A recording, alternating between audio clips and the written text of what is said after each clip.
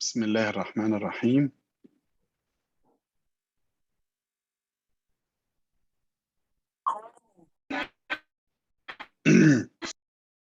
يا ترى كده الصوت واضح؟ مساء الخيرات عليكم جميعا.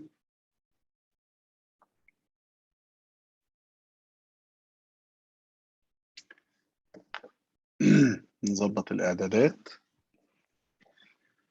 بسم الله الرحمن الرحيم. الصوت واضح يا شباب؟ أرجو حد يرد علي. الصوت واضح؟ أتمنى إن الصوت يكون كويس. واضح؟ تمام. طيب، كل أسبوع وأنتم طيبون. ويبينار كل يوم اثنين. انقطعنا بقى فترة العيد، ودوت يعتبر أول ويبينار بعد العيد. كل سنة وحضراتكم طيبين. أولا وحشتوني جدا في الحقيقة. مساء الخيرات عليكم. النهاردة ويبينار استثنائي، ويبينار فيه فكرة حلوة. في البداية افتكرت الأيام وأنا صغير، كنت لسه نائب جونيور في أجازة العيد كده، جات لي الفكرة دي. وكنت بفتكر بعض السينيورز في الوقت الضيق جدا من العياده، واحنا قاعدين في العياده الخارجيه، هو عايز يشرح لك حاجه فيجيب لك ورقه وقلم ويحاول يبسط لك المعلومه قدر المستطاع. وقد ايه الشرح ده وقد ايه الطريقه دي رغم بساطتها كانت مهمه جدا جدا في توصيل المعلومه وثباتها وان احنا نفهمها. فبالتالي قلت خلاص احنا هنبتدي نعمل كده ايه يو تيرن في المحاضرات شويه. وطبعا كان ريكوستات كبير جدا، كان يجي لي دكتور احنا عايزين للمبتدئين، عايزين محاضرات. محاضرات الكلينيكال كويسه وكل حاجه، بس بيكون فيها ديفرنشال كبير واحنا لسه يعني ابيض شويه.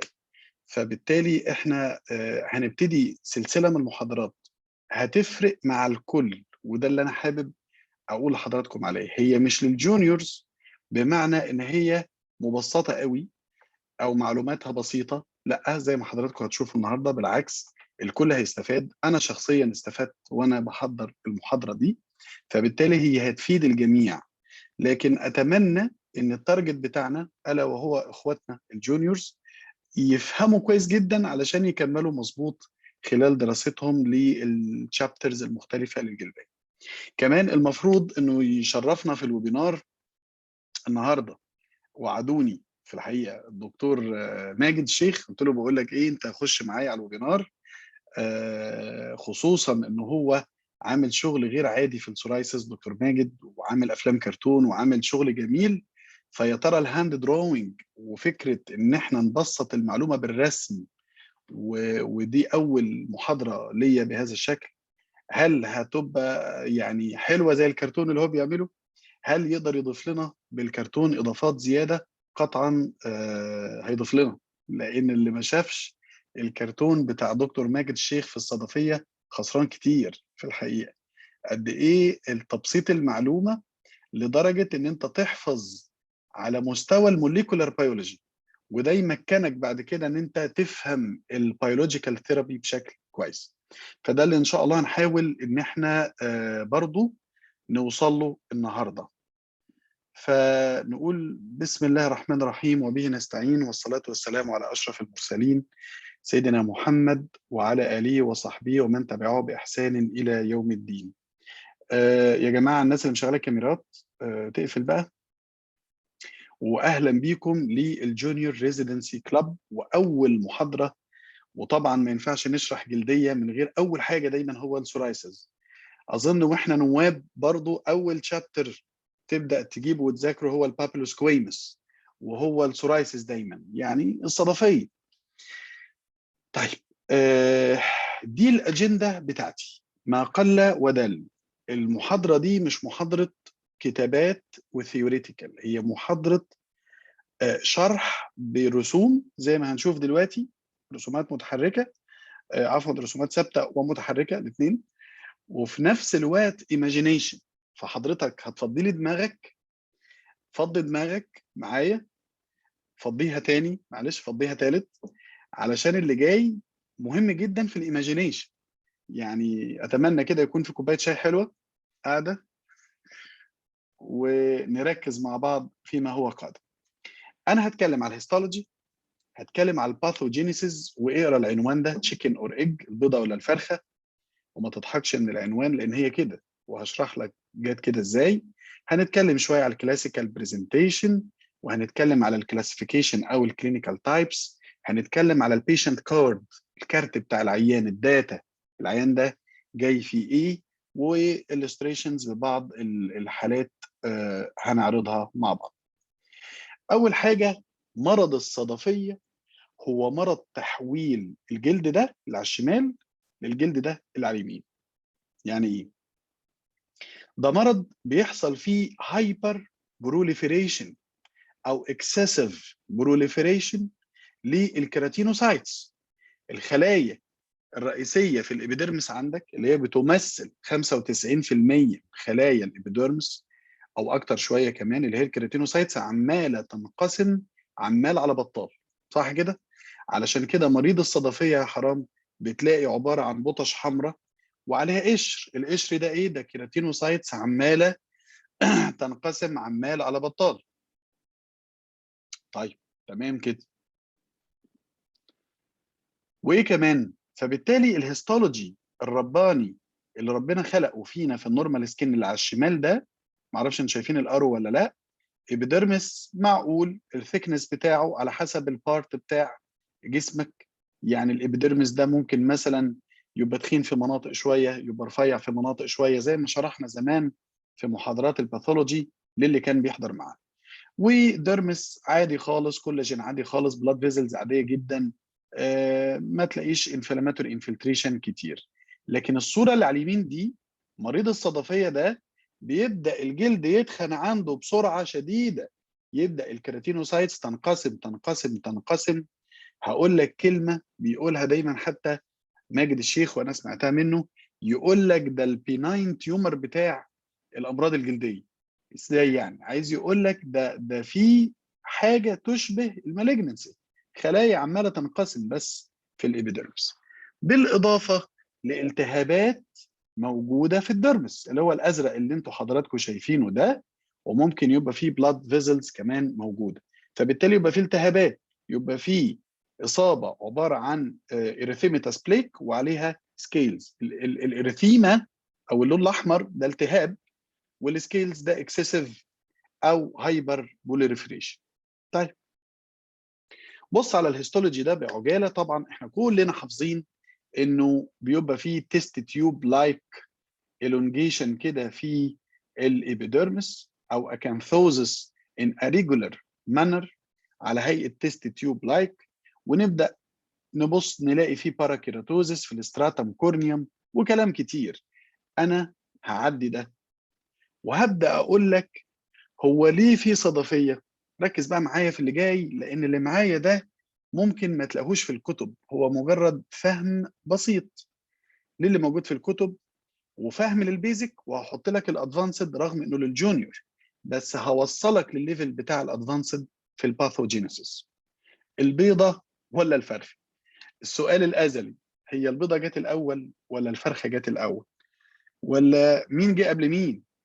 فبالتالي انا قلت لك من شويه في المقطع اللي لسه قايله من دقيقه، ده مرض فيه اكسسيف بروليفريشن الكراتينوسايتس، دي نمره واحد.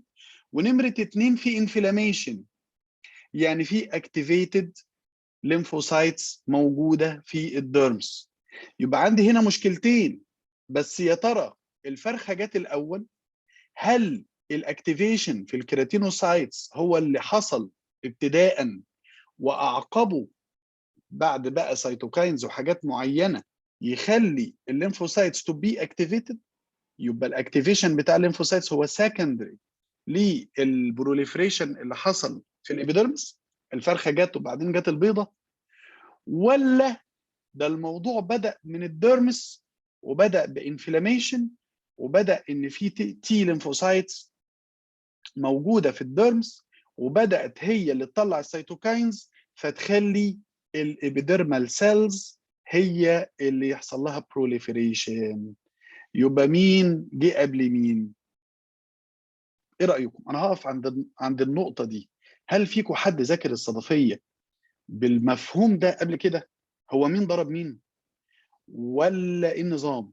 يعني هل المشكله في البروليفريشن اللي حصل وعمال يحصل في الكيراتينوسايتس وبناء عليه نقول ان ده ابنورمال ريسبونس من الخلايا فجت الانفلاماتوري سيلز لاحقا، ولا الموضوع معكوس وان الانفلاماتوري سيلز هي اللي جت وبعدين بعد كده الخلايا بدا يحصل لها بروليفريشن وبدا يحصل لها ان الابيديرمال ترانزيت تايم يقل وتنقسم بسرعه؟ حد عنده ندسكاس كده قبل ما ندخل؟ حد يقدر يقول اي حاجه؟ طب الصوت واضح؟ طيب الناس في هنا حد بيقول لك البروليفريشن فيرست. ساره جمال بتقول لك لا ده في حاجه اسمها السكيرتنج ديرمال بابيل. الدكتوره اميره عشمي بتقول لي ايه ده واضح. طيب ندخل كده. دي رسومات بقى، الرسومات دي احنا اللي عاملينها، يعني مش موجوده في الكتب. فكره السورايسيس والمشكله اللي في مرض السورايسيس نقدر نختصرهم او نختزلهم لثلاث حاجات كبار.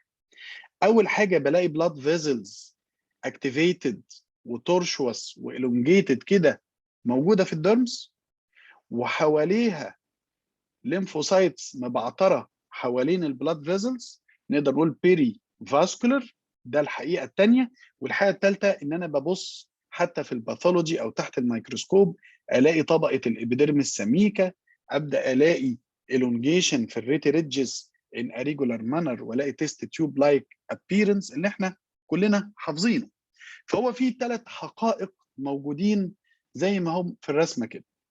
بلاد فيزلز نقدر نقول تورشوس واكتف وكده والليمفوسايتس حواليها، وبتبدا الليمفوسايتس تدخل على الابيديرمس زي ما احنا راسمين كده، وتلاقي الابيديرمال سيلز تخنت. طيب ماشي.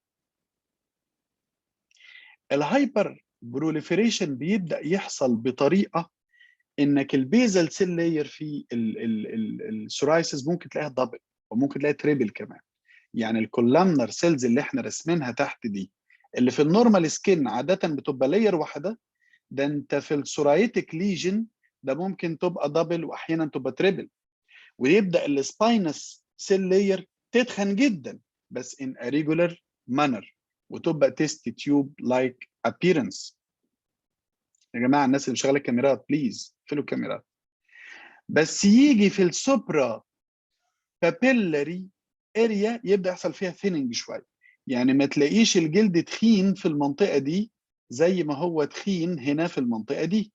وده السبب اللي يخلي ان المريض لو انت كحت له او عملت كوريتاج للبليك هتبدا تعمل اكسبوجر للبلاد فيزلز اللي انا راسمها لك تحت دي، ويبدا ده اسمه الاوسبيتس ساين، الكلينيكال اوسبيتس ساين.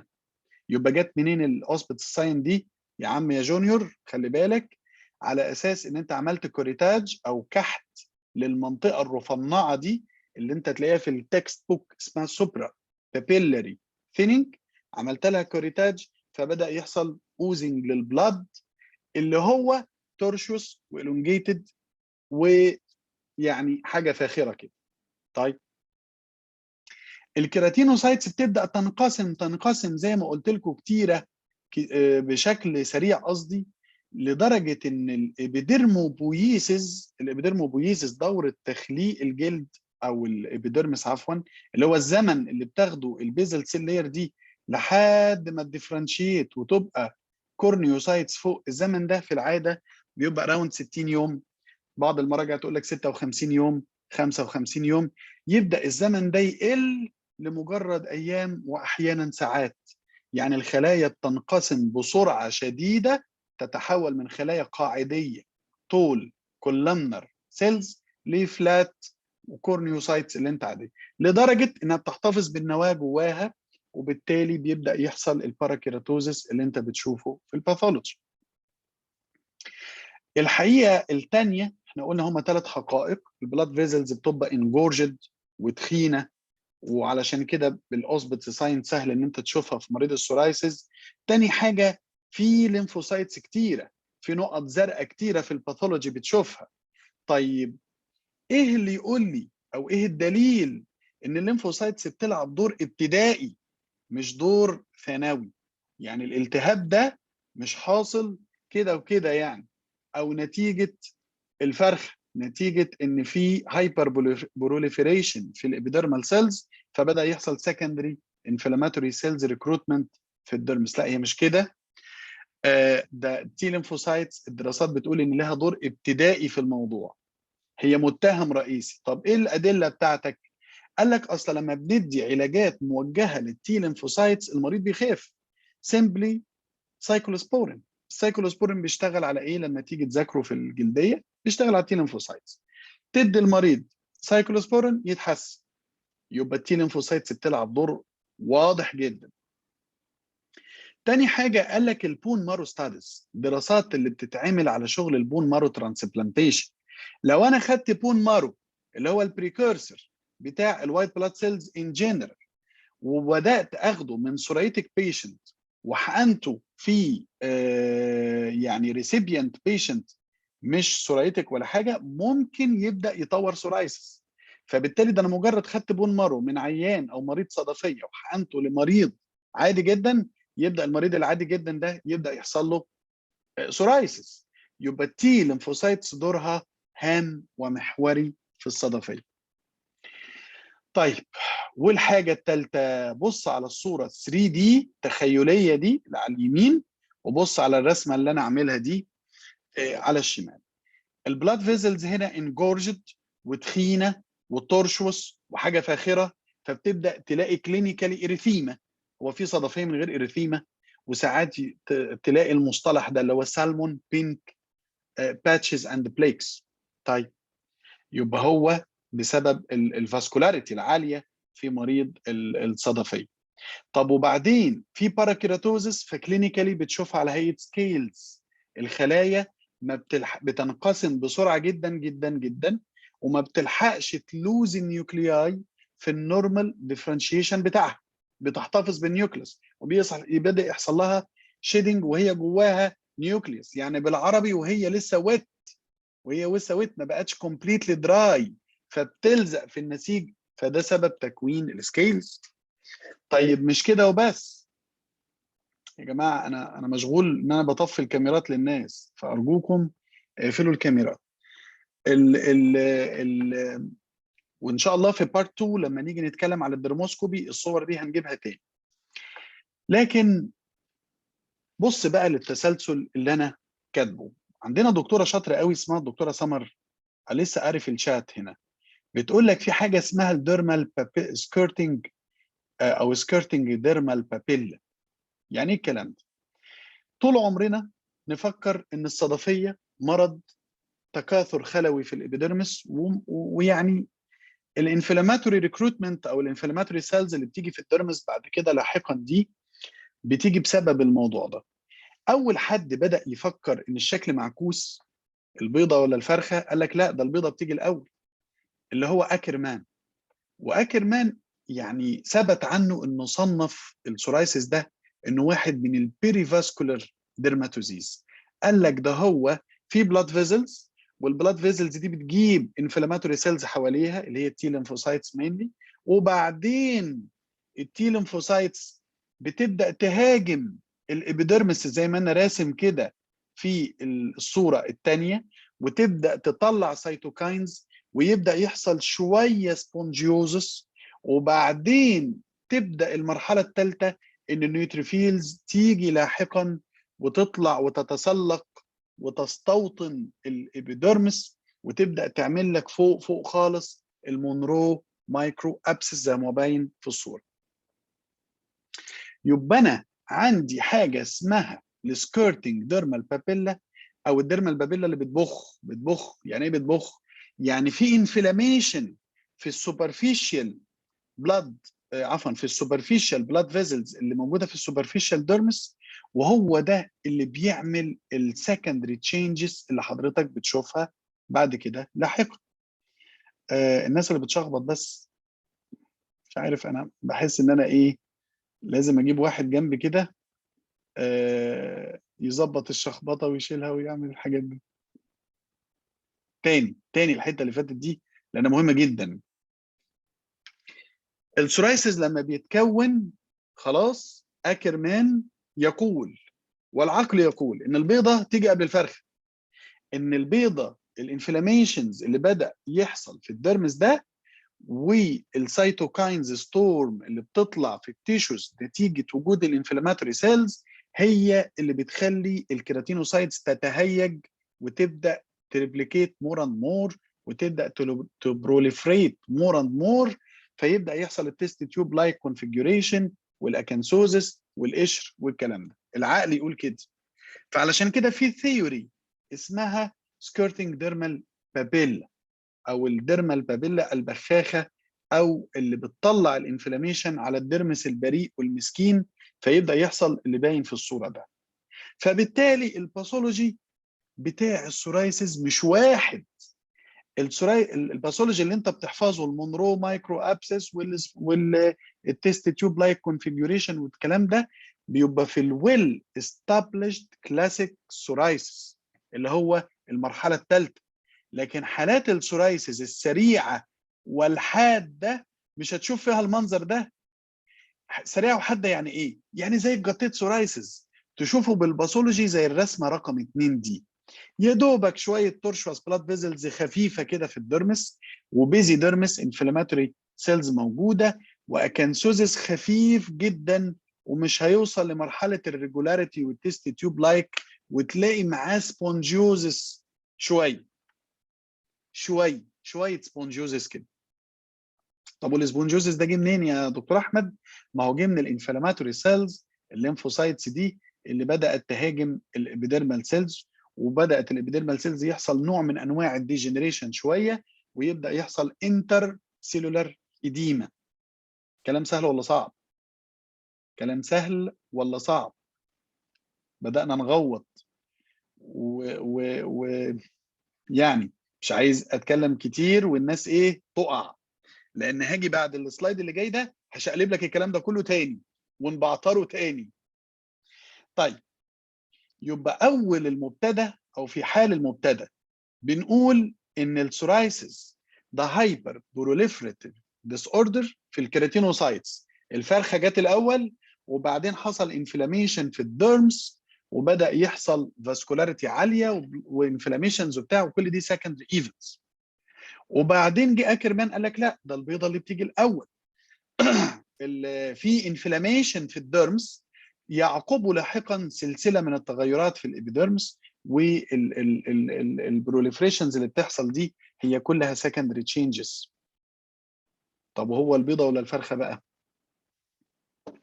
طيب وطبعا انا حاولت ارسم لك بدايات التكوين ده برسم الايد على فكره، وهقول لك الرسومات دي انا عاملها ازاي. الرسومات دي مش في كتب، احنا اللي عاملينها.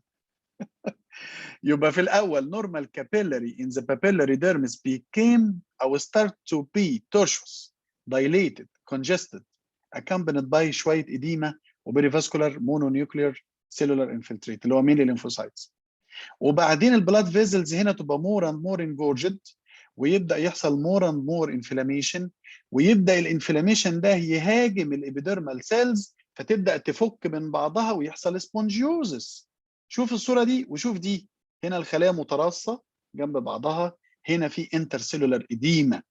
يبقى في بدايات السورايسيس بيحصل سبونجيوزس في البدايه على فكره، بس بعدين بيبدا بعد كده يحصل ريكروتمنت للنيوتروفيلز اللي هي بالاحمر دي، ويبدا يحصل حاجه اسمها مونرو مايكرو ابسس فوق، ويحصل اللي هو السبونجيو فورم اوف كوجوج باستيول اوف كوجوج تحت، وبيبقى بقى ميكسد معاه ليمفوسايتس وشويه نيوتروفيلز على خفيف كده. تمام تمام.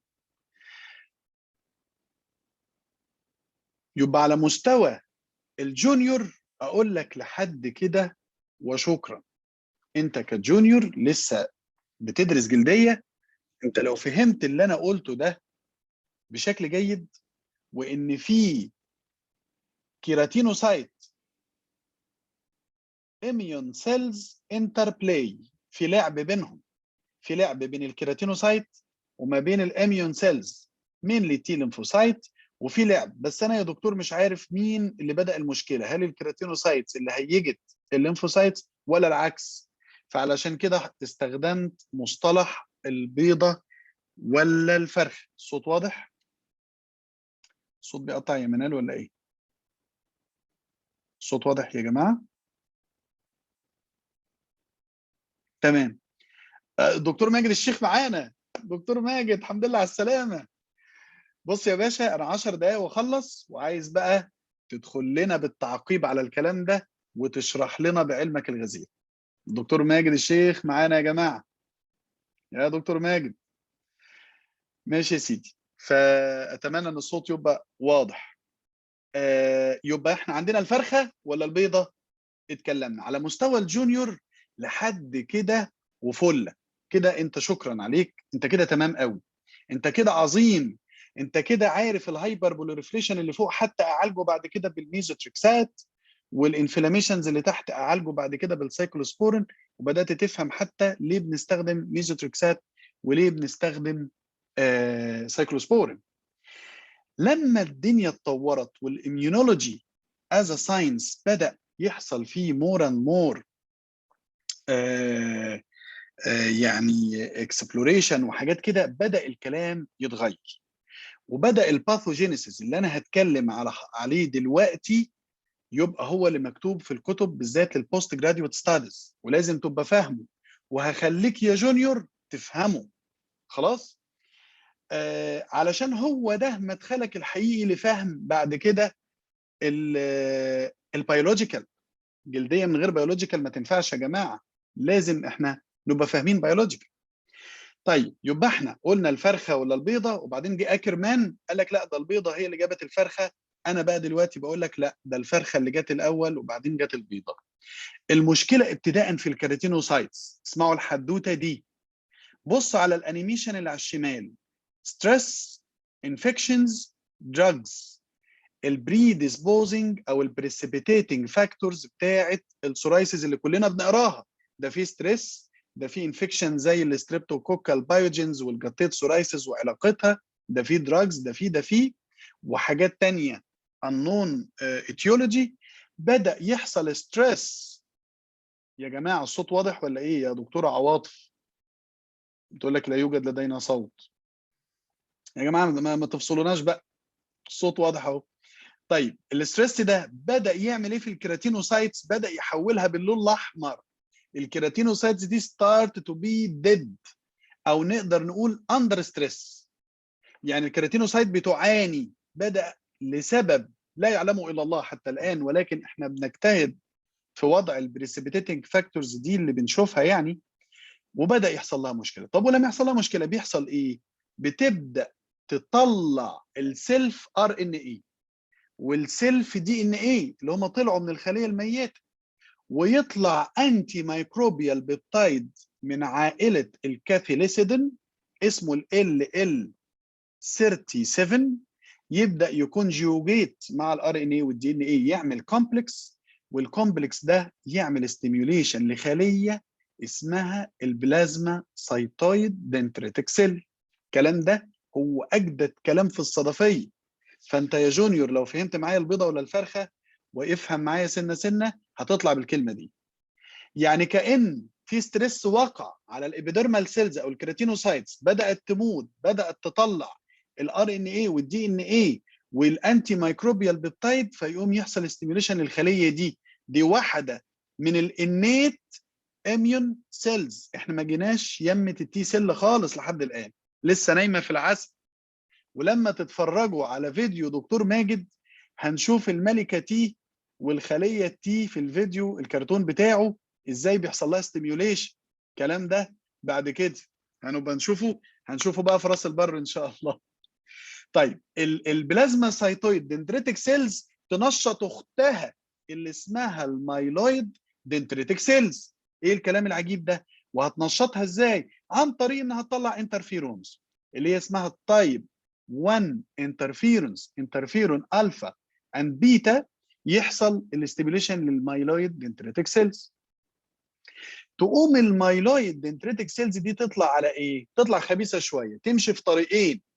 ترجع تهاجم الكيراتينوسايتس الغلبانه وتقتل فيها تاني عن طريق الانترليوكين 12 والانترليوكين 23، وتاخد بعضها وتطلع على الليمف نود علشان تاكتيفيت الملكه تي او الخليه التي ليمفوسايتس. تبدا تقول لها اصحي وصحصحي واعملي ديفرنشيشن كده، وبدل ما انت نايف تي ليمفوسايت يعني تي ليمفوسايت بكر، خليكي كده مدردحه وهنحولك لتي هيلبر 1. وده الكلام القديم اللي الجونيور يبقى عارفه، يقول لك السورايسيس ده is a T helper 1 dermatoses مش T helper 2. لكن الكلام الجديد يقول لك ده في T helper 1 وتي هيلبر 22 وتي هيلبر 17. يبدا يحصل لهم ديفرنشيشن ويبدا يتطوروا ويبدا يتاكتفوا ويمشوا في البلاد ستريم، وتتفرج على كرتون ماجد الشيخ والخلايا ماشيه جوه البلاد فيزلز، وازاي يطلع لها ريسبتورز معينه تمسك في التي ليمفوسايتس وتدخلها جوه التيشوز، تعمل لها تيذرنج جوه الانسجه علشان ترجع تدخل جوه الابيديرمس وتهاجم. طب هتهاجم ازاي؟ الحدوته بتاعت البلاد فيزلز دي انا مش هحكيها، هخلي دكتور ماجد الشيخ هو اللي يحكيها، لان هي حدوته في الكرتون تحفه، وخالتي تي وخالتي سلكتين وكلام كده، هنبقى ايه مش هحرق انا الحكايه دي. لكن انا ان كونكلوجن التي ليمفوسايتس هتبدا تهاجم بقى الابيديرمال سيلز ويحصل ريكروتمنت في الباثولوجي بتشوفه بعينك. الليمفوسايتس موجوده جوه الابيديرمس وتبدا تطلع انترليوكين 17 وانترفيرون جاما وانترليوكين 22. وده مهم تعرفه علشان البيولوجيكال الحاجات الجديده اللي بتوقف كل الانترليوكينز دي. وبعدين يبدا يحصل ان الكيراتينوسايتس تطلع انتي مايكروبيال بيبتايدز والكيموكاين اللي هو الانترليوكين 8 علشان يعمل كيموتاكسز للنيوتروفيلز، وبعدين تيجي النيوتروفيل لاحقا على الويل استابليشد سورايتيك ليجن علشان تبدا تعمل المونرو مايكرو ابسس وتشارك في عمل اللي هو السبونجيوفورم باستيول اوف كوجوج، وتطلع مور اند مور انترليوكين 17 ومور اند مور انتي مايكروبيال بيبتايدز والاستيز، وتبدا الفيشس سيركل تتكون. اللي هو احنا في الاول كنا نقول ايه البيضه ولا الفرخ، فرجع بتقدم العلم وتقدم الموليكولار بيولوجي والاميونولوجي قال لك لا، ده الفرخه هي المشكله في الاول، ده المشكله في الكيراتينوسايتس ابتداء. كانوا حتى من فتره يقولوا ده اللانجر هانز سيل لها دور. الكلام دلوقتي بدا يتقال على الدنتريتك سيلز، لكن في الكرتون بتاع الدكتور ماجد هيبقى يشرح لكم بقى الايه الحته دي كويس قوي، عاملها هو قصه روعه في الحقيقه. فكده انت فهمت الباثوجينيسيس وتقدر بالرسمه البسيطه دي ولا يمكن تنساه. الكيراتينوسايتس فوق باظت، طلعت ار ان اي ودي ان اي سيلف ار ان اي ودي ان اي، والكاثيليسيدين بيلعب دور الانتي مايكروبيال بيبتايد ده اللي هو ال 37، ويبدا يعمل ستيميوليشن للبلازما سايتويد دندريتك سيلز على فكره عن طريق تول لايك ريسبتور 7. تول لايك ريسبتور 7 يبقى هنا. وبعدين البلازما سايتويد دندريتك سيلز دي تبدا تعمل اكتيفيشن للمايلويد دندريتك سيلز اللي هي تبدا تهاجم الكيراتينوسايتس عن طريق الانترليوكنز اللي بتطلعها، وتروح تعمل اكتيفيشن للتي ليمفوسايتس علشان التي ليمفوسايتس تديفرنشيت لتي هيلبر 1 وتي هيلبر 17 وتي هيلبر 22 وتطلع الانترليوكنز بتاعتها تروح تهاجم الكيراتينوسايتس وتعمل الدامج بتاعنا. انت لو فهمت الباثوجينيسيس ده كل حاجه بعد كده سهله. الباثولوجي هيبقى سهل لانك شفته، والعلاج هيبقى سهل. حتى لما تيجي تذاكر البيولوجيكال في بارت 2 بقى ان شاء الله الويبينار اللي جاي هتلاقيه سهل جدا، هتطلعه من الصور اللي احنا عملناها دي. الكلاسيكال برزنتيشن زي الراجل الايه الحزين اللي قاعد ده، هو بيجي فين؟ في الالبوز، الحاجات الحمراء اللي احنا راسمينها دي، في الالبوز، في النيز، في الامبلايكس. واوعى تنساها الامبلايكس دي مهمه قوي. لما تلاقي العيان وانت بتكشف عليه الامبلايكس دي مهريه وعليها قشر، انت كده في سكه سورايسيس. طبعا السكالب ودايما تلاقي مش جوه بس، ده بيعدي الهير لاين وينزل هنا او ينزل من ورا على الناب. خلاص. البريسيدنج فاكتورز واللي انا حطيتها في الرسم على الشمال، قلنا الانفكشنز وقلنا الاسترس، الاتش اي في، وده بيقول لك ان السورايسيس ده immunological ديسيز من العيار الاول. الويزدرول اوف كورتيكوستيرويدز دي بنشوفها كتير جدا، عيان يجي له صدفيه بعد ما خد جرعه كورتيزون وبدا ينسحب منه، تلاقي الصدفيه حتى زادت عليه. الدراجز مهمه علشان في الكلينيكال براكتس تسال العين في الهيستوري، العين اللي بياخد الليثيوم، العين اللي بياخد البيتا بلوكرز، الانتي مالاريالز، الحاجات دي تزود الصدفيه. البيشنت ميديكال كارد، كارت العيان. انا قربت اخلص يا دكتور ماجد علشان هفتح لك الصوت وتتحفنا بالتعليق والشرح كمان.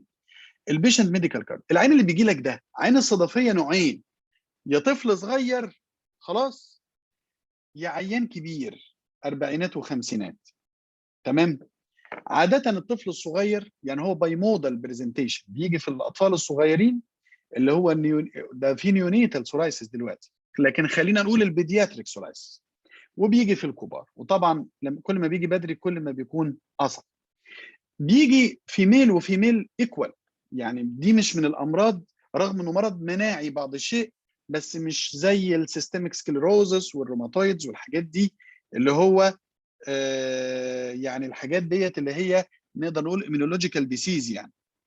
لا خالص، هو في ايكوال افكشن للميل اند فيميل في السورايسيس. الكو اسوشيتد ديسيزز، احنا بنتكلم على الاوبيزيتي دلوقتي والكارديو فاسكولار ديسيزز والحاجات دي كلها بتبقى هايلي اسوشيتد مع الايه؟ مع السورايسيس. معايا؟ فناخدها في الهيستوري كويس، الفاميلي هيستوري، علشان الجينetics. لو الاب مصاب احتماليه اصابه الطفل 16%، وفي بعض التكست بتقول 20%. لو الاب والام مصابين النسبه دي بترتفع ل 46% تقريبا. فطبعا الفاميلي هيستوري مهم، الميديكال هيستوري بتاع العيان، ما تنساش الجوينت بتاعت العيان والكوموربيديتيز زي ما اتفقنا. يبقى ده الكارت بتاع العيان. الكلينيكال تايبس يا جونيور خلي بالك، السورايسيس فالجاريس اللي هو الكلاسيك بلاك سورايسيس ده سينونيم، اللي هو الصدفيه البقعيه كده، تلاقي ايه؟ بقع موجوده او بليكس موجوده في جلد العيان في التوزيع اللي انا لسه قايلها لك، اكستنسورز والبوز ونيز وسكالب وامبلايكس. في حاجه اسمها الجاتيت سورايسيس بتيجي دايما في التشيلدرن او الادوليسنت، ودايما تيجي بعد الستريبتوكوكل ثروت انفكشن، بيجي زي قطرات المطر. هنشوف الحالات دلوقتي دروبس لايك في الترانك، بتيجي ترانكل اكتر. الباستولر، في عندنا generalized pustular psoriasis، وفي عندنا localized pustular psoriasis. ودايما الباستولار psoriasis يجي tiny pustules وبيجي مونومورفيك شبه بعضه، ممكن يجي لوحده just pustules، وممكن يجي pustules on top of erythema زي ما هنشوف دلوقتي. الانفيرس وده مهم اللي هو الفليكشرال سورايسيس، ودايما بيبقى سالمون بينك بليكس بس ما فيهاش السيلفر سكيلينج نتيجه الايه؟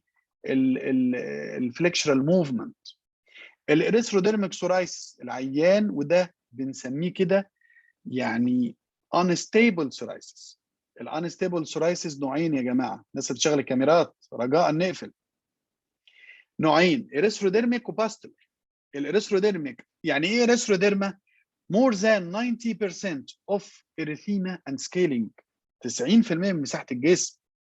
البالموبلانتر سورايسيس يجي بالاشكال اللي انا كاتبها لك دي، يا اما يجي بليك، يا اما يجي باستولر، يا اما يجي ميكسد باستيولز وبليكس، يا اما يجي اكرودرماتيتس كونتينوا اوف هاليبو.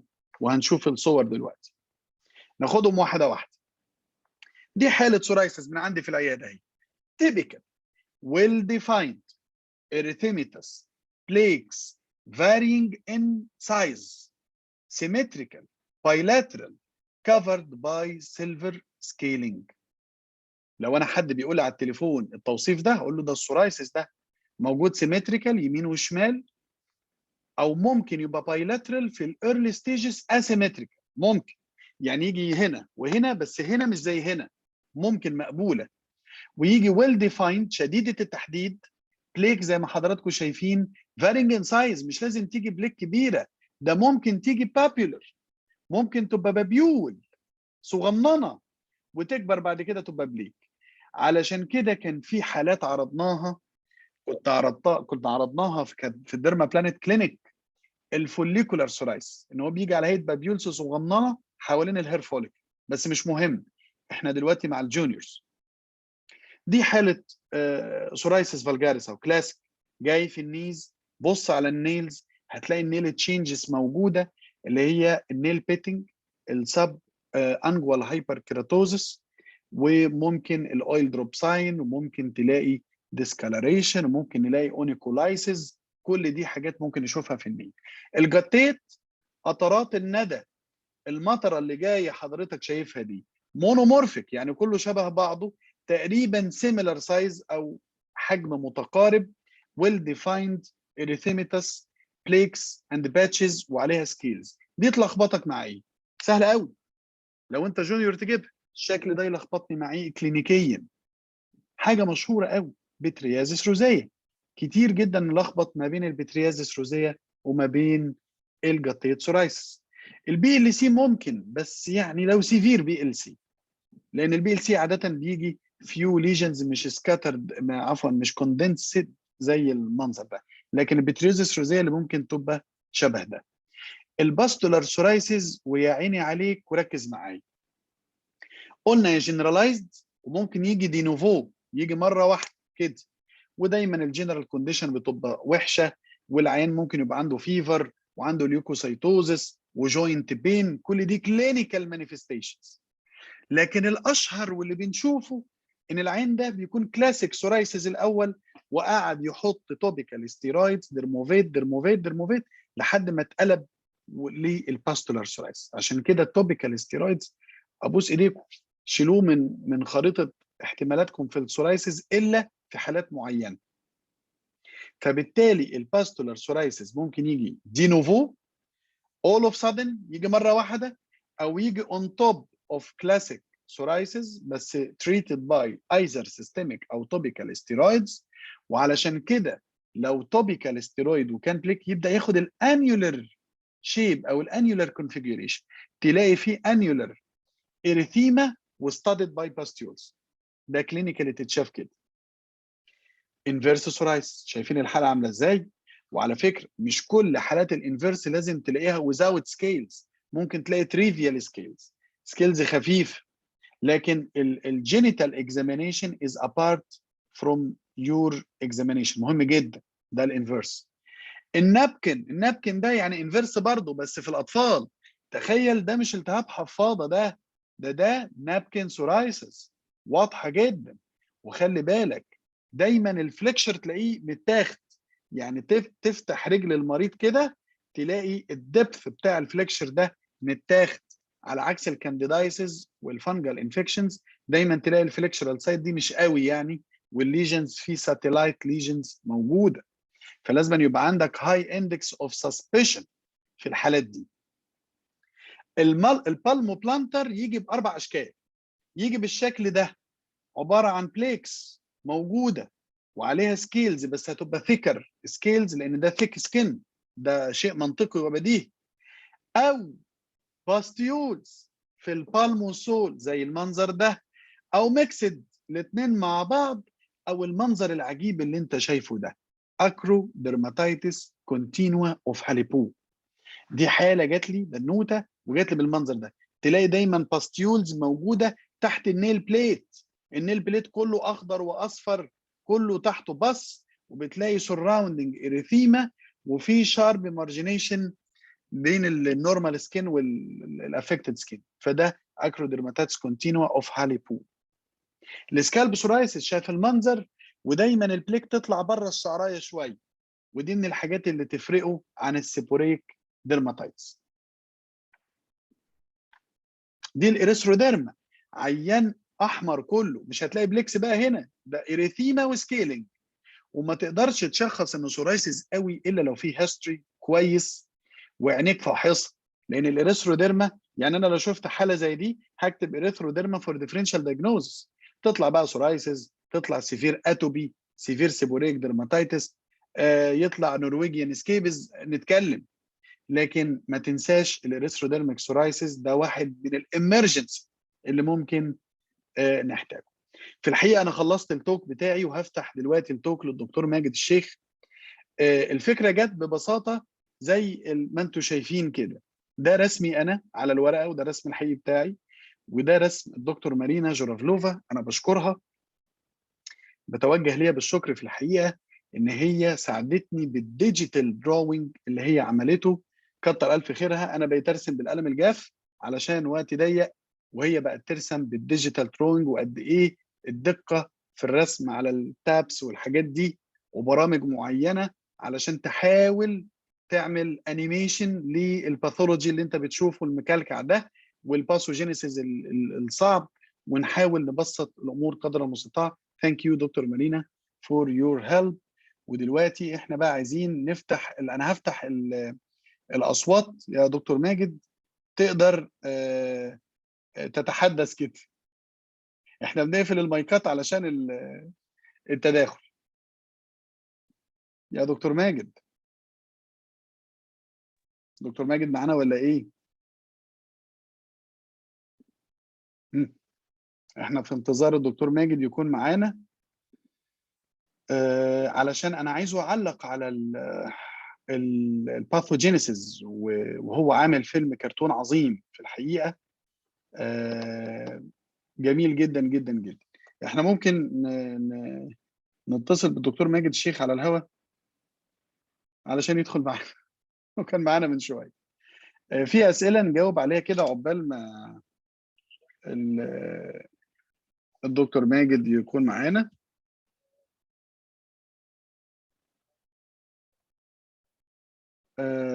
الصدفيه withdrawal لو سببها withdrawal of steroids هتبقى ريفرسبل. طبعا هنحاول ندي سيستميك. طب دايما في الحالات اللي زي دي، ولو الحاله سيفير، بنلجا للسايكلوسبور بصراحه، لانه رابد اكشن بتاعه بيخلينا نلجا له في الحالات اللي زي دي. في اسئله تانية؟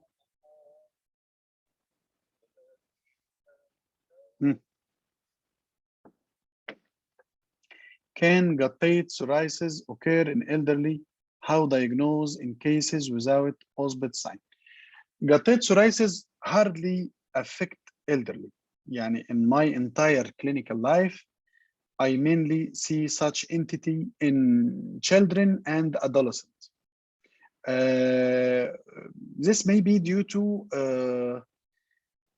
يعني the immunity is not well mature immunity، وبيحصل cross matching and cross reactivity with self antigen.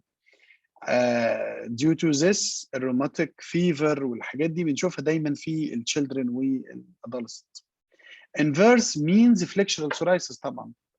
يعني inverse psoriasis هو شكرا جزيلا زوم يوزر، بس اسمه مش مكتوب. يعني جزاك الله كل خير. يا دكتور أدح، انت معانا يا دكتور أدح؟ ياه، ده يعني انا سعيد جدا. انا كنت منتظرك انت ودكتور ماجد. دكتور ماجد دخل واحنا في انتظارك، فانا فاتح المايكات. تقدر حضرتك ايه تعلق بقى، وتقدر تعلق لنا على المحاضرة دي يا دكتور أدهم.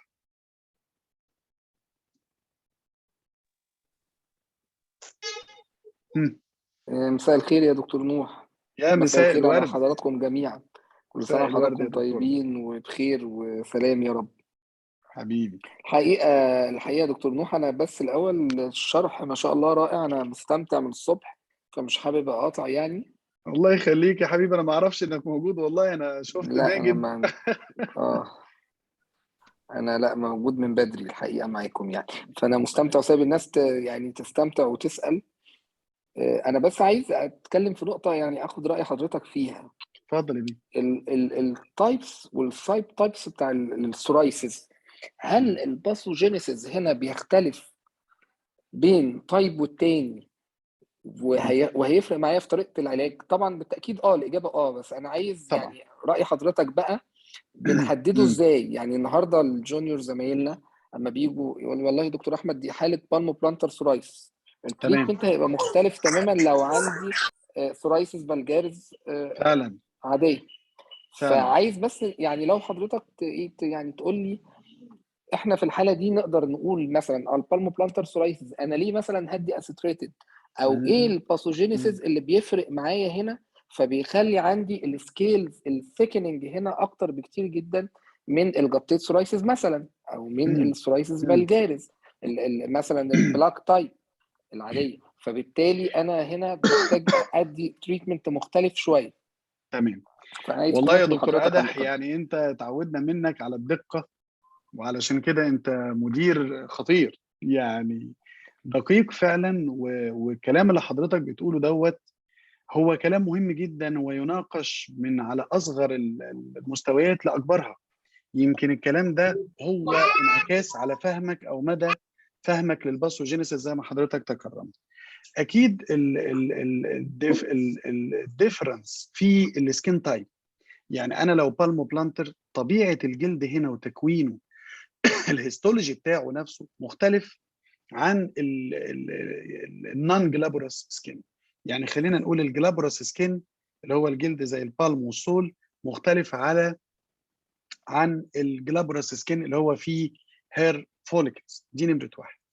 نمرة اتنين، الباثوجينيسيس اللي انا شرحته سواء القديم حتة، يعني حاولت اسهلها شوية بالبيضة ولا الفرخة، وبيزيكلي ان في تمام. انفلاميشن في الديرمس وهايبر بوليفريشن. ولما الدنيا اتطورت والباثوجينيسيس كل يوم بتغير، دلوقتي تقريبا كل يوم نسمع عن كلام جديد.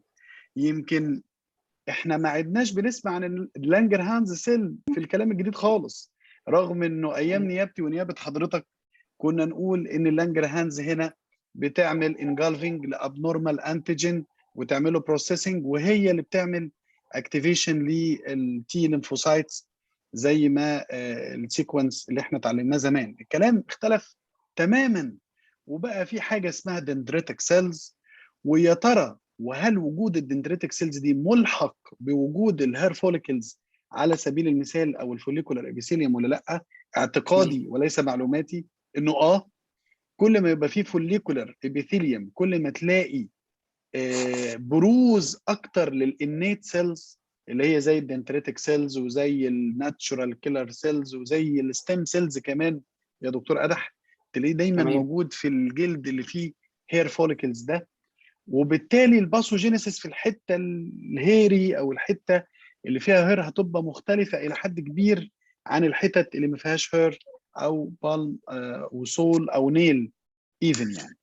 وبناء تمام. عليه احنا عايزين نوصل لنقطه ابليكابل. انا عارف ان حضرتك تقصدها، انت عايز توجه نظر الجونيورز الى ان مثلا البالمو بلانتر سورايسيس الاسيتريتين بيتعالج بياخد الابر هاند مثلا عن الميزوتريكسيت، مظبوط. علشان يمكن البروليفراتيف ديرنجمنت اللي بيحصل في المنطقه دي في الباثوجينيسيس بياخد الابر هاند عن وجود البلازما سايتويد والمايلويد دندريتك سيلز اكتر.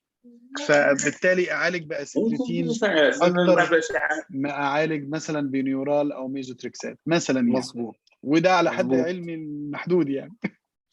مظبوط. ويعني ربنا يبارك فيك حضرتك وضحت، وده اللي انا كنت عايز اقوله فعلا، انه دايما احنا من الباثوجينيسيس بنقدر نحدد المانجمنت بتاعنا. يعني لو فاهم تمام. باثوجينيسيس كويس قوي انا هقدر افهم كل بوينت في تريتمنت. لما اجي اكلم حضرتك عن طبعا. الميثوتريكسيت وعن الميكانيزم في اكشن بتاعه، حضرتك هتعرف انا اقدر استخدمه في انهي طيب من اوظفه السورايسيس. ازاي في بالظبط. التايبس دي. بالظبط. فدي بوينت مهمه يعني. لكن الحقيقه بشكرك، محاضره اكتر من رائعه وعظيمه يعني. ربنا يخليك يا دكتور أدح، واحنا منتظرين بقى زي ما احنا عملنا الجدول العلمي كده. ان شاء الله. المحاضرة دي احنا ان شاء الله هنعيدها باستفاضة اكتر في راس البر، وهنعمل بارت 2 هناك كمان عليها، اللي هو التريتمنت واسقاط العلاجات على الباثوجينيسيس والحدوته اللي حكيناها دلوقتي. وطبعا الحدوته تكمل بقى بالفيديو كرتون بتاع دكتور ماجد، نفسي يبقى معانا ويعلق لنا هو كمان على الباثوجينيسيس، لانه عامله بشكل غير عادي بصراحه، وهو كرييتيف صحيح. دايما وتعودنا منه على الكرياتيفيتي دي. بس هسألك سؤال يا دكتور أدح بقى في الكلينيكال براكتس، انت راجل اتفضل. كلينيشن ماهر جدا. وهل انت في ظل الايرا بتاعت البيولوجيكال دي يا دكتور ادى، هل اعتماديتنا قلت على التراديشنال ثيرابي؟ انت شايف كل الباثوجينيسيس الجديد حتى اللي انا عرضته النهارده، وكنت متخوف اعرضه للجونيورز في الحقيقه لا يتلخبطوا، بس واضح ان هي خلاص بقى امر واقع ولازم الناس تفهمه، ولازم يعني البيولوجيكال بقى خلاص لازم على طبعا الاقل نبقى فاهمين القصه ايه، والانفستمنت اللي الشركات بتعمله بمليارات في تطوير مولكيولز جديده تعمل بلوكينج مثلا الانترليوكين 17 انترليوكين 22 انترليوكين 12 و23 مع بعض.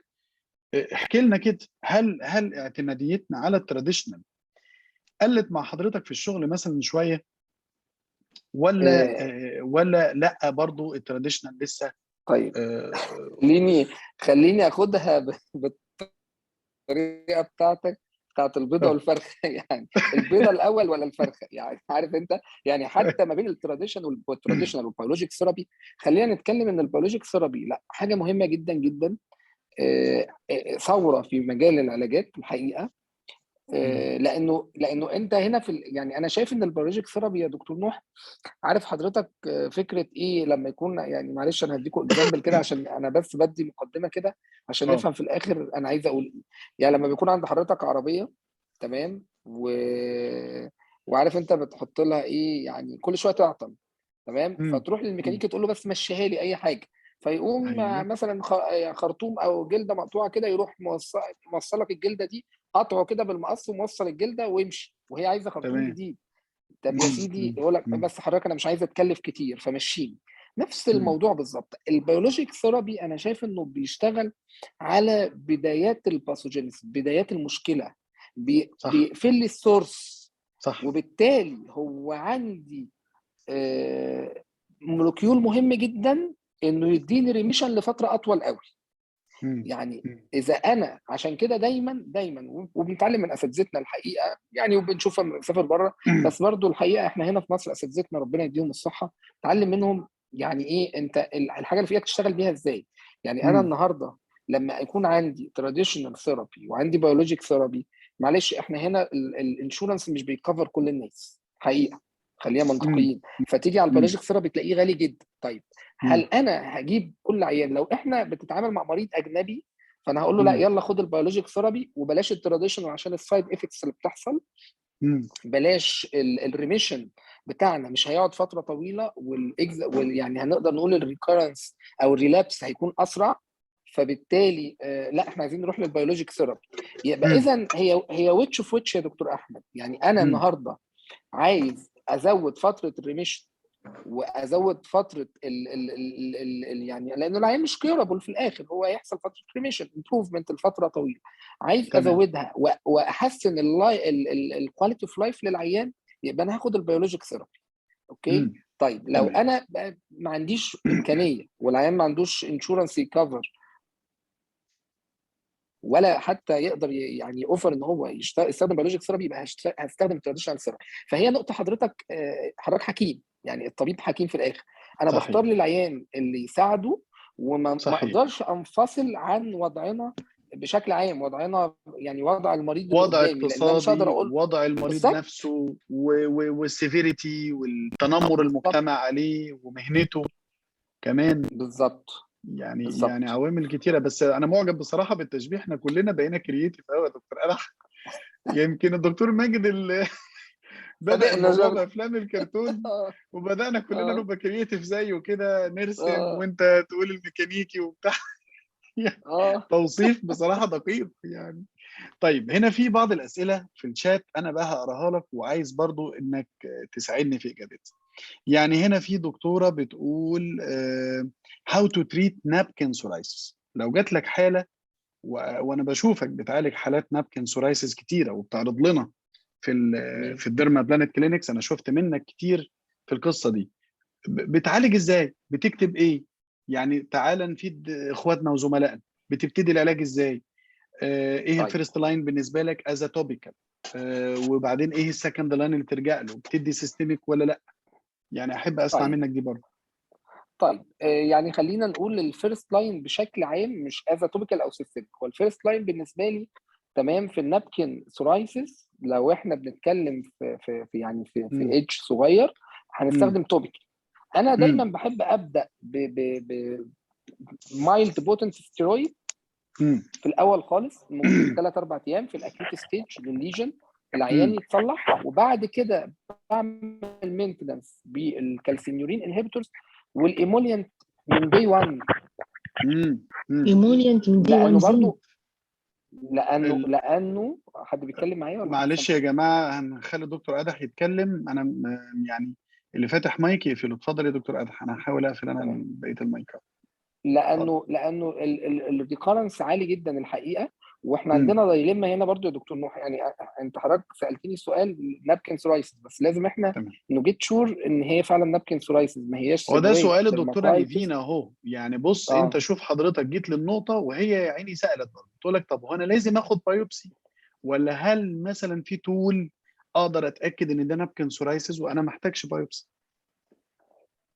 الحقيقه هي دايليما الحقيقه، بس مم. يعني هقول لحضرتك. يعني لانه انت عارف، يعني عارف برضو في بعض الاوثرز ما زالوا مؤمنين بالسيبوسورايسيس، وانه يعني تمام. دايما يعني شايفين ان في تداخل ما بين السورايسيس وما بين السيبوريك ديرماتايتس. لكن مم. احنا عندنا دلوقتي الدرموسكوبي ده سهل المشكلة القصه بالظبط، كتير جدا الحقيقه حلها جدا. يعني وخاصه من صعوبه ان انت تاخدي بايوبسي في طفل صغير، والاريتابيلتي اللي بيبقى فيها اهل الطفل او انا شايف الدرموسكوبي جاست انف كفايه مم. يعني. يعني حالة أنا جبت هنا، معرفش حضرتك أكيد شايف الشاشة، أنا جبت النابكن سورايسيس أهو كصورة تمام. كلينيكال. أتصور لو حالة جت زي دي حضرتك، إيه الروشتة اللي هتكتبها للأم، وإيه التوصيات اللي هتقولها لها، أو الانستراكشنز؟ طيب ماشي، احنا اول حاجه هنتاكد ان دي فعلا نابكن سورايسيس زي ما اتفقنا كلينيكالي وعن طريق الدرموسكوبي. خلاص احنا تمام. شخصنا دي نابكن سورايسيس. خلاص هنبدا ندي، انا هبدي وليكن حاجه زي الكيتوفيت. معرفش مسموح لنا نقول في الويبينار اسماء تجاريه ولا قول يا يا بيه، دكتور نوح؟ إحنا نتعلم. قول يا تمام هو مثلا. يعني قول يعني حاجه تمام. زي الكيتوفيت يعني من الموست سيف ستيرويد، والحقيقه هو يعني هو بوتنت ستيرويد بس سيف، الموست سيف يعني من البوتنت مم. ستيرويد. مم. فنقدر نستخدمه 3-4 تمام. ايام بس لحد ما الدنيا تهدى خالص والانفلاميشن يقل والريدنس والارسيما تقل شويه، وبعد كده بروح مدي على طول الكالسينيورين انهبيتورز. تعمل شيفت. بدي تمام. والحقيقه الحقيقه الكالسينيورين انهبيتورز انا دايما بحب، مع احترامي لكل الناس، بحب دايما البراند يعني، مش مم. هنقول اسم يعني، بس اه. دايما بلاقي فرق في الريزلت. مش عارف حضرتك تتفق معايا في ده او لا، بس بلاقي حقيقي دايما فرق في حقيقي الريزلت. الأدوية اه اللي هي تصنيعيا فيها جودة تصنيعية فعلا بتدي نتائج، مش بس في الكالسيوم انهبيتور ده، كمان في ال يعني الانتي فانجلز والحاجات اللي زي دي، وحضرتك عارف يعني. بالظبط. حقيقي. تمام. تمام. وبعدين بدي ايمولينت. امم. طبعا احنا برضو هنا يعني الايمولينت بالنسبه لي شيء مهم هو فروم داي دكتور 1 ماجد الشيخ وبيكمل معانا معايا. اهو بيتكلم في التليفون. يا دكتور ماجد، والله احنا منتظرينك على الويبينار على فكرة. يعني هو فتح احنا دكتور ماجد لسه وبيتكلم في اكتف التليفون اهوت ولا ايه؟ العام ومنتظرينك، يرجعوا. منتظرين تعليقك يعني. والدكتور أدح بيشرح اهو، فاحنا منتظرين. يا انا ريت هطلع تدخل من كده تتحفنا برضو بتعليقاتك ليف الجميلة. ليف. يلا، في انتظار في انتظار في انتظار. اتفضل يا باشا. حاجه الدكتور برضو يا ماجد دكتور نوح بقى داخل عايز دلوقتي. طب هايل هننتظر حاجه برضو عايزين ناكد عليها. امم. الانستراكشنز برضو يا دكتور نوح اللي احنا بنديها للبيشنت مهمه قوي. انا لازم اقول ان اه. ده حاجه كرونيك، لازم اقول انه هيبقى عندي ريميشن واكزاسربيشن من وقت للتاني. لازم الناس يفهموا ده كويس، لانه تمام. دايما المريض المصري مستعجل، ودايما اعتقاده انه اي مرض عندي باخد له علاجه بينتهي للابد. فلما امم. بيحصل ريكورنس هو اعتقاده ان علاج حضرتك ما جابش نتيجه، يقول لك ايه ده انا لفيت مصر كلها وما بخفش. فما اقعد صحيح. اخد ديتيلد هيستوري من العيان يقول لي هو بيروح وبيرجع. هو امم. يعني هو ده يعني ده لازم اللي احنا لازم نفهمه. نادجست البيشنت اكسبكتيشنز، ولازم بالظبط نديله نادجست، نقول له خلي بالك التحسن هيحصل على الاسبوع الثالث او الرابع او بعد شهر او بعد شهرين. كلام حضرتك مظبوط مظبوط جدا. طيب، ونقول للام بقى مثلا نفك الحفاضه، يعني على اعتبار بالظبط ان ده some sort of commonization. يعني بالظبط حضرتك هتفك الحفاضه، هنرجع للوسائل الطبيعيه شويه. مظبوط. طبعا تمام. برضو مهم اللبس يا دكتور احمد. برضو احنا دايما بنأكد على الجزئيه دي. الحاجات اللي هي السنساتيك كلوزز والحاجات دي برضو بقى فيها اه. مشكله كبيره. في الفتره طبعا. الحاليه ناخد بالنا منها يعني. بس يعني ده تمام تقريبا كل اللي هنعمله في حاله زي دي. تمام تمام. طيب كان برضو في سؤال انا هقرا على الشات كده. آه في حد ذكر، هو يعني خد من كلامي انا، ان التوبيكال ستيرويد از ناو اوف ليميتد يوز في السورايسيس. تمام، فممكن حضرتك توضح لنا استخدامه بمفرده، هل معتمد على السيرفيس اريا افكتد فقط، ولا ايه كمان، وايه اقصى مده ممكن استخدامه مع المريض توبيكال ستيرويد بحيث اتفادى السايد افكتس؟ فايه راي حضرتك في السؤال ده يا دكتور ادح؟ برضه انا والله اثناء هو الشرح مش انا عارف. خوفت من التوبيكال ستيرويد جدا، قلت له ما عدناش تمام. بنكتب وانا توبيكال ستيرويدز في السورايسيس، انا لانه متفق مع بيحولوا حضرتك.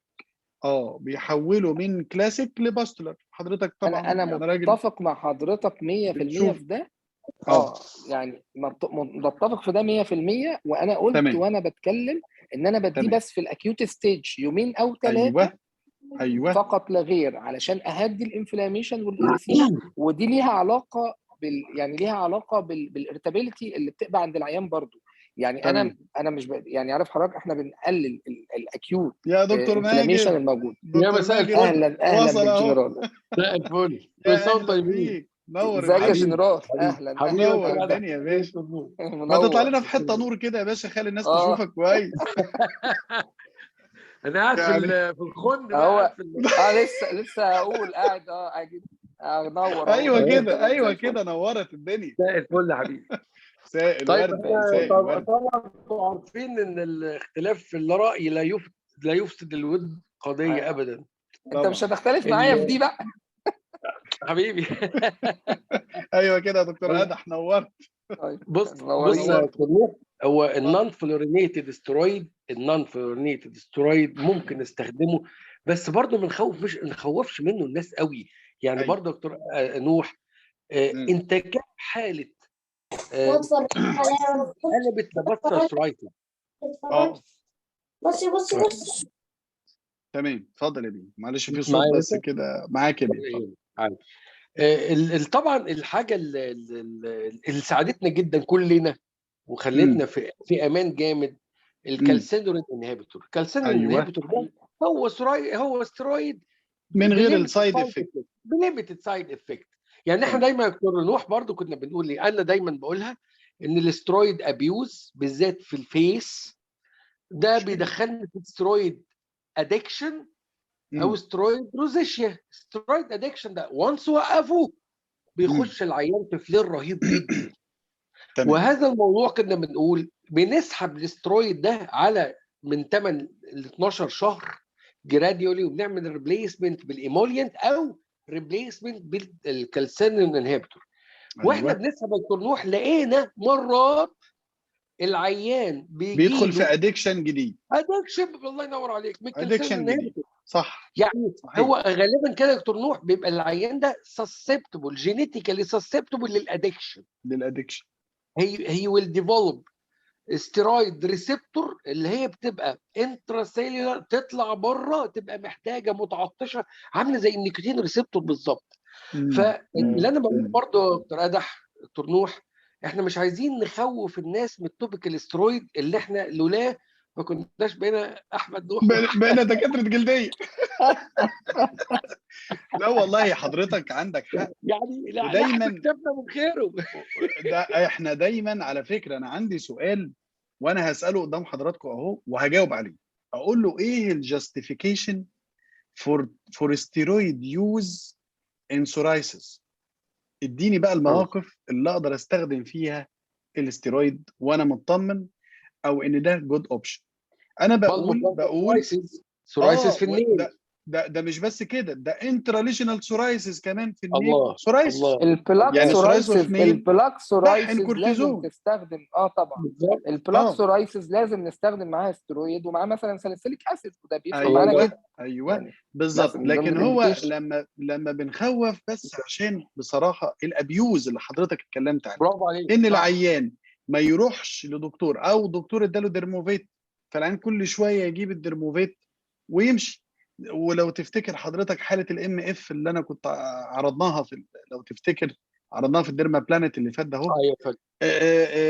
العيان ام اف وجاي بتيومر MF بسبب انه كان بيحط درموفيت لفتره طويله ومش منشخص. لكن في هي طبعا برضو يا دكتور مواقف لازم هي برضو يا استخدم فيها دكتور نوح كورتيزون اكيد. هي برضو يا دكتور نوح دكتور ماجد قال نقطة مهمة جدا، الفرق بقى بين الفلورينيتد والنون فلورينيتد سترويد. انا ما اجيش طبعا استخدم درموفيت، طبعا ده سوبر فلورينيتد، بوتنت او الترا سوبر بوتنت سترويد ايوه وفلورينيتد، وبيتحول لسيستميك لو استخدمناه على مساحات كبيره، فكاني استخدمت سيستميك سترويد، وبالتالي ادخل تمام العيان في باستولار سورايسيس.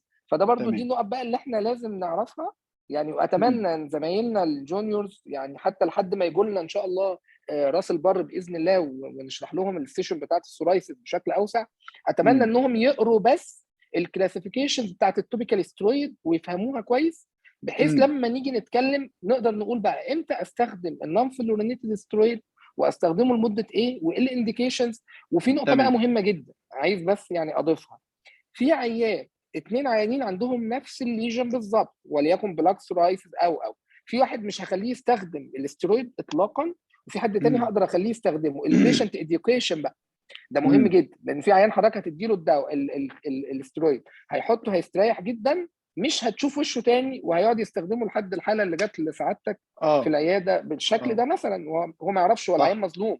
انا بقى اللي بساعد العيان في الحاله دي، فلازم اختار للعيان العلاج المناسب لحالته يعني حالته المرضيه اللي انا شخصتها، وفي نفس الوقت للمايند بتاعه.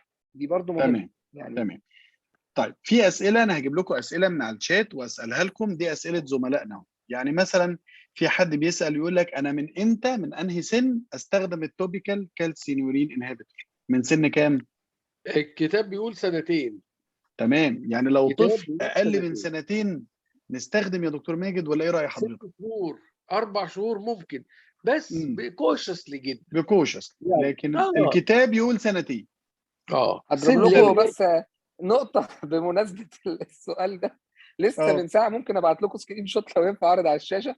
مريضه كشف عندي في العياده مريضه كشف عندي في العياده، فكاتب لها كالسينيورين انهبيتور يعني، تمام، حاله اتوبيك يعني ابنها، فلقيتها بقى قاعده فاضيه تقريبا ما شاء الله، فقعدت قرت البامفلت بتاع الكريم وبعته لنا على الصفحه بتاعت العياده على الفيسبوك، ومعلمه بقى بيقول لك ايه ممكن ان يؤدي الى الاصابه بالسرطان وبعدين فاحنا برضو بالظبط فاحنا برضو مهم يا دكتور ماجد زي ما حضرتك قلت، هو الفكره بريكوشس دي انا مهم جدا العيان لو جه قرا انه يستخدم بعد 2 معلش انا برضو بحب اوضح النقط الميديكو ليجل بمناسبه ان احنا اول ناس في مصر برضو يبقى عندنا الفكر ده ان احنا نعلمه للناس عشان الناس تبقى فاهمه.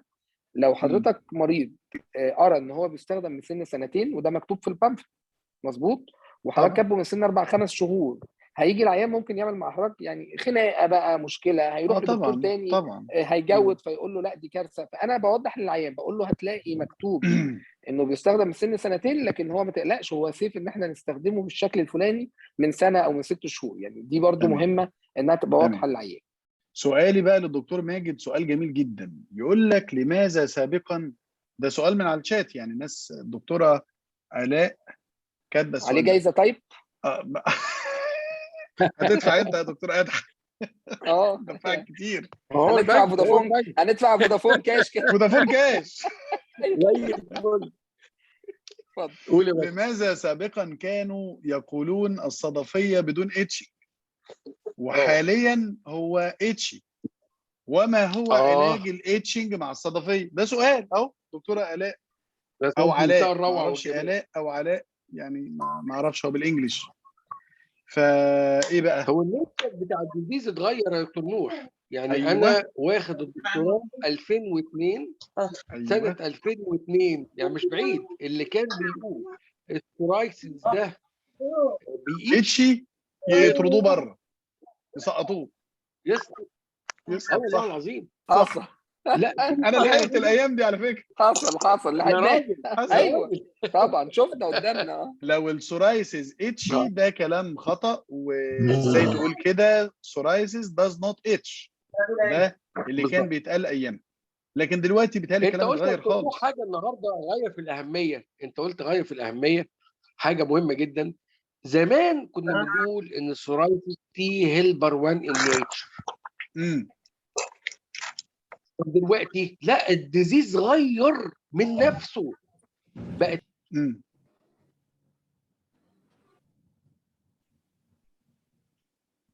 الصوت راح يا دكتور ماجد ولا انا لا الصوت دكتور ماجد. ايوه دكتور سامعني تمام ليه؟ تمام سامعك يا بيه. تمام.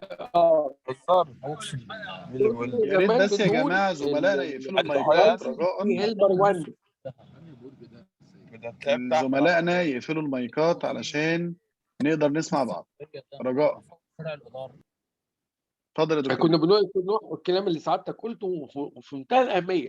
امم انت كنت بتقول ايه زمان؟ السورايسيس تي هيلبر 1 تي هيلبر 1 والاتوبيك ديرماتوزيز صح، والاتوبيك ديرماتيتس والاتوبيك تي هيلبر 2. تمام. لا دلوقتي السورايسيس تي هيلبر 1 وفي تي هيلبر 2 وفي تي هيلبر 17 اللي بتطلع انترلوكين 17 وتي تي هيلبر هيلبر 22 22 تي هيلبر اسمع الجديده بقى تي هيلبر 36 امم ونازل دلوقتي النيو بيولوجيك بس مش عارف اسمه بالظبط انتي انترلوكين 36 ده لسه نازل السنه دي. تمام. طب قد ايه الكلام الباثوجينيسيس بيتغير وقد ايه الرولز بتاعه السيتوكاينز بتتغير وبتابديت. ده مش كل 6 اكتشاف شهور تقريبا بنغير. مش اكتشاف، هو الديزيز بيبقى مور اجريسيف. بيبقى مور الديزيز اجريسيف. مور اجريسيف ذان صحيح بيفور. واخد بال صحيح سعادتك؟ صحيح. بيتوحش لاسباب منها الانفايرومنتال فاكتور. يعني انت الكلمه برضو اللي عجبتني قوي من سعادتك النهارده، كنا زمان بنقول ان السورايسيس ابنورمال مايكوزس ويبدا من البيت في الولد الحش دلوقتي الكرتون الجميل او الدياجرام التحفه اللي انت عامله ان السورايسيس بادي من الكيراتينوسايت، بادي من فوق، بادئ من فوق الفرخ. بادي من فوق. واخد بال سعادتك؟ وينزل من فوق الكلام التحفه بتاع حضرتك. فالنيتشر بتاع الديزيز اتغير. كان زمان بجد السورايسيس ما بيهرش او كان مايلد ايتشنج، وكان بجد بيسقطونا في الدكتوراه على اللي يقول السورايسيس بيهرش. لا دلوقتي ما فيش سورايسيس ما بيهرش. فده النيتشر بتاع الديزيز اتغير. تمام. طب لو جالك عيان بيهرش جامد جدا والحاله نقدر نقول البادي سيرفيس اريا الافكتد اكتر من 15%، العيان ده تديله سايكلوسبورين ولا يعني هل السايكلوسبورين ياخد معاك اولويه علشان حته الاتشنج؟ انت عارف قد ايه السايكلوسبورين سريع، انت مسميه ساحق ماحق. بنستخدمه في الاتوبيك ديرماتيتس. فهل يبقى هنا مصوغ او في الارتكاريا كمان؟ فايه رايك يبقى هنا ياخد الابر هاند عن مثلا الميزوتريكسات؟ هقول لسعادتك حاجه، لا يزال الميزوتريكسات هو الماستر دراج في السورايسيس. انا وسعادتك والدكتور ادح والدكتور مصطفى ابو زيد يوم ما هنبدا ميزوتريكسات كلنا. صح. سعادتك لو فشل وغالبا ما بيفشلش، غالبا ما بيفشلش، لو فشل هنفكر في اذرز. هنخش على سايكلوسبورون او نخش على الاسيتريتين. هو في جبنا ما فيش اكتر من الثلاثه دول اللي هم تمام كتراديشنال ثيرابي. الحلو قوي البروجراف. البروجراف ده برضو اللي هو الترولمس من الحاجات التحفه. هو بس دي مشكله رهيبه، انا اشتغلت فيه تقريبا سنه وكان موجود عندنا في الجيش بكثره. البروجراف بيتاخد قرص الصبح وقرص بالليل 60 يوم، بيمسح الصدفيه. بس حاجه اسمه غريبه ايه؟ بروجراف. البروجراف اللي هو الترولمس سيستميك. كان حكايه سيستميك تاكروليماس. المشكله بقى يا دكتور احمد، ما فيش عيان خدك يا بروجراف شعره ما وقعش. ما فيش. في نقطه ثانيه بقى عايز انوه عليها وادور عليها معاك ومع الدكتور ادح. عندي عيانين MS بياخدوا ميديكيشن بتاع الام اس، هو مش في دماغي دلوقتي، انا مسجله عندي. هذا البيليريف. لا هجيب لك اسمه. البيليريف هو ده الميديكيشن مسح سيستميك سيفير سورايسيس في MS بشكل غير طبيعي، لدرجه انا دماغي بدات تقول طب واي نوت نخش عليه. والعيانين واحده منهم عيانتي بتاخد سبورن اون اند اوف وبتاع العلاج بتاع MS مسح الصدفيه والله العظيم 3. فعايزين نشوف هجيب لك اسمه ونشتغل عليه. اكيد برضو انا اي دواء جديد هيخش على السورايسيس هيديني نتائج جديده. ما تمام. الديزيز بيتعلم او الديزيز بيتعود. هقول لك على حاجه، النهارده انا كنت في لجنه بيولوجي النهارده، وعيانه بتاخد الكوزنتكس بقالها سنتين والله يا دكتور نوح، والعيانه ولا كان عندها حاجه. بقالها شهرين بتاخد الكوزنتكس، جايه لي النهارده بفلير رهيب، فلير رهيب والله العظيم.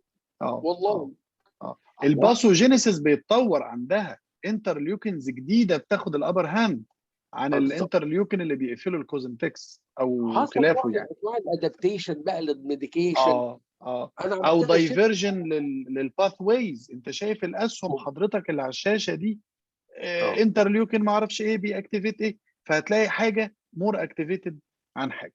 طيب دكتور أدح، سؤال كده، نصيحه حضرتك، احنا معانا جونيورز كتير النهارده، يعني في طبعا اخصائيين وفي اساتذه بيحضروا معانا على فكره الويبينار ده، يعني في اساتذه وفي اخصائيين وفي زملاء اعزاء وفي جونيورز، وهو فكره المحاضره النهارده للجونيورز.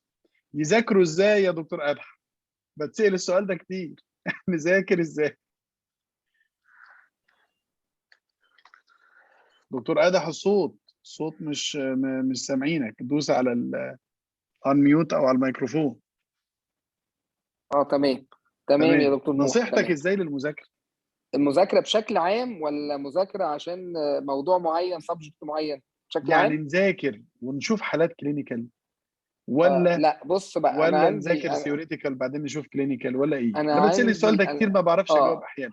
حقيقه يا دكتور نوح، احنا يعني يمكن انا وانت اصحاب مدرسه واحده في الجزئيه دي، وانا شايف ان المدرسه دي كانت ناجحه جدا، ويمكن احنا الحمد لله نجحنا فيها. انا عندي حاجتين للمذاكره، تمام. عندي ان انا بقرا سيستماتيك، وده اكوردنج يعني المرحله اللي انا فيها. انا النهارده لسه نايب جونيور، ببدا صغير، يعني لسه داخل على فيرست، فبالتالي ما قداميش امتحانات، مش مضغوط في ضغط امتحانات برضو، فبراحتي. فبقرا سيستماتيك بس بهدوء، بقرا موضوع ده جزء كل يوم، مثلا بحدد لنفسي وقت وليكن ساعتين مثلا، بقرا فيهم موضوع شابتر معين، اخده موضوع واقراه، واخد فيه الخطوط العريضه الاول وافهمها كويس.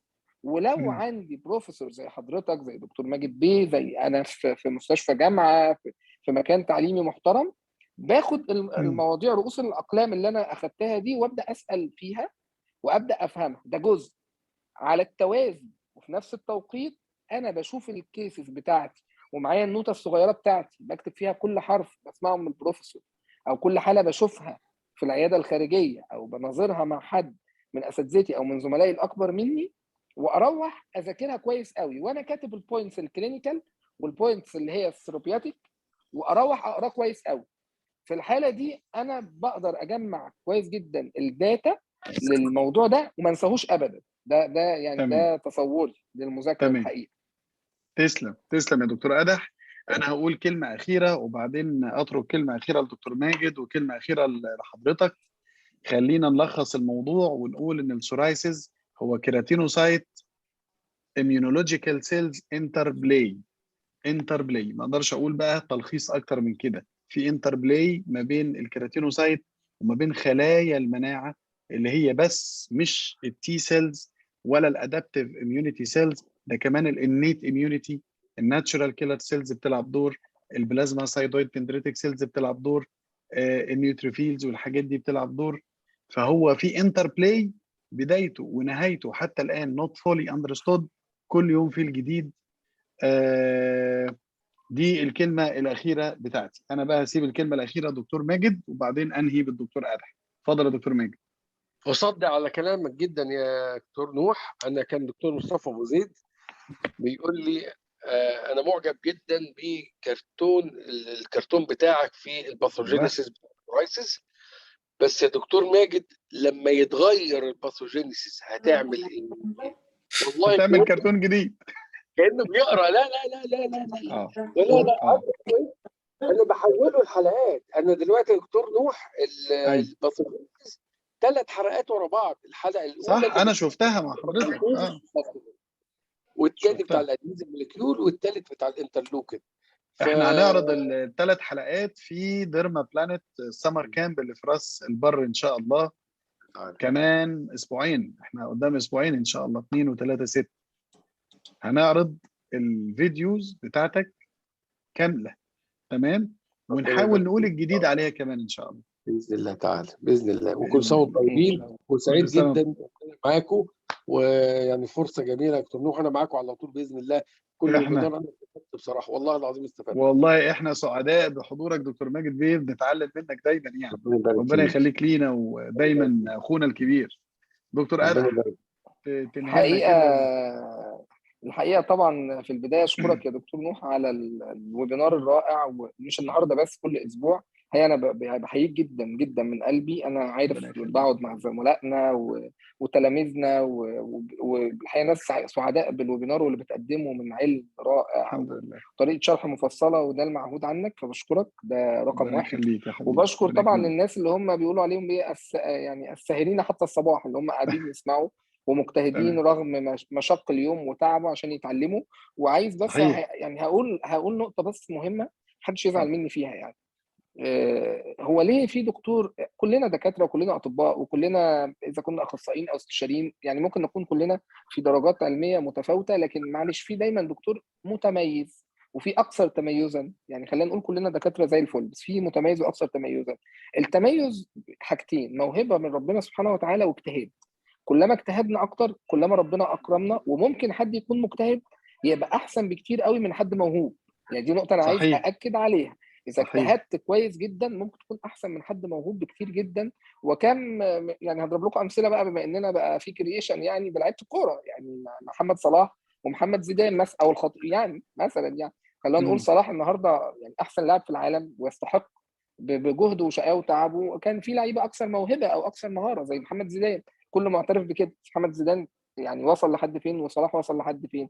فده انا باكد على النقطه دي ليه يا دكتور نوح، علشان ساعات احنا بنبقى متسرعين في ان احنا عايزين ناخد المعلومه سوبرفيشال وفيري لايت ونبقى اشطر ناس في الدنيا. ده مش هيحصل. نعم. لازم اجتهد كويس نعم. واتعب واذاكر. اخر حاجه بقى هقولها، ان شاء الله احنا منتظرينكم، الناس اللي هتشرفنا في راس البر ان شاء الله، في ديرما بلانت شتايجر راس البر 2 و3 6 الجايين.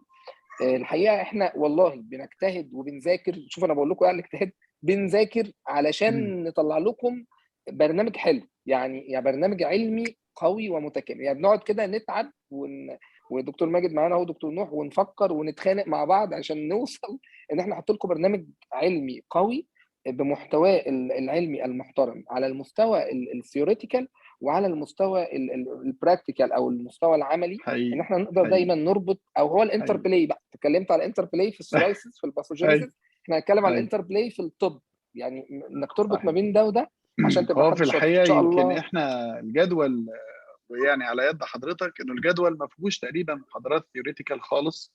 الجدول كله هو حاجتين او 3 حاجات، يا رب احنا اختزلناهم ل3 حاجات: كلينيكال ديرماتولوجي، عرض كيسز بس، وورك شوبس يعني هنشتغل بايدينا، والاستاتيك ميديسن يعني مظبوط. هنشتغل الاوفيس بروسيدرز، هنعمل الكرايوثيرابي، هنعمل المايكروجرافتنج، حضرتك هتعمل لنا شغل في الفيلرز، دكتور ماجد هيعمل لنا الثريدز، هنعمل يعني شغل كتير في الاوفيس بروسيدرز. ومفيش ثيوريتيكال، ان شاء مفيش الله. محاضرات باوربوينت زي دي، هو شغل على طول ولايف ديمو، وان قدرنا نعمل هاندز اون كمان ان شاء الله، ان شاء الله على كل وكلينيكال خير. واستاتيك باذن الله. انا ان شاء بشكرك الله. على حرصك على الحضور، شكر وانك حبيبي، يعني شكر. لا انا سعيد. تواجدت معانا شكر في هذه الامسيه الجميله، وبشكر حبيبي. حضرتك يا دكتور ماجد على حبيبي انك حبيبي يا دكتور فضيت نوح. جزء من وقتك وكنت معانا. حبيبي بشكر كل اخواتي انا سعيد جدا. وزملائي واساتذتي اللي معانا النهارده في الويبينار البسيط ده، وارجو ان الفكره كديجيتال دروينج تكون عجبت حضراتكم، وان شاء الله مستمرين في المحاضرات القادمه بفكره الديجيتال دروينج، الرسم الالكتروني ده، ومحاوله تبسيط المعلومات. اشكركم شكرا جزيلا، ونشوفكم ان شاء الله على خير الويبينار اللي جاي. والسلام عليكم ورحمه الله وبركاته. سلام. مع السلامه. مع السلامه.